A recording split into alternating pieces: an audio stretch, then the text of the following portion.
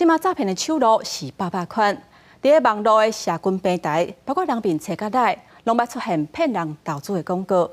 有诈骗集团骗民众投资115万，等甲受害者发现了后，钱是已经摕袂转来啊。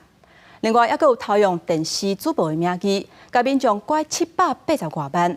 加在这个案件，尾啊，警方是已经抓到这个歹徒啊。资深主播徛几排专业形象，煞互诈骗集团注意到，并且用专业主播带你投资股票的手法，骗取民众781万。想袂到诈骗集团得手了后，佫想要佫骗400万。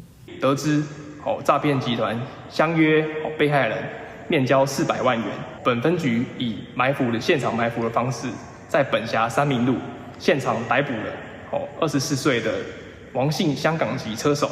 顺利抓到诈骗的车手，警方下一步要继续对源头。不过，同款的诈骗是有够多，有民众加入股票投资咱的群组，想要投资虚拟货币甲股票，多少民交价汇款115万了后，才发现是受骗，报警。本所破获后，立即成立专案小组，并且予以假意配合诈骗集团相约到超商面交，在林女将警方事先准备好的110万元交付在女性车手后，立即上前将其逮捕。用作获利假象，还佫开120万才能摕回本金。受害姓林的查某人愈想愈唔对，警方抓到90年厝姓吕的车手，煞感觉是上气佫好笑。我们做正当交易不去做保护公司，什么还正当交易？无互嫌犯继续讲落去，警方当场查扣点钱的机器、手机啊，甲虚拟货币交易证明书这证物。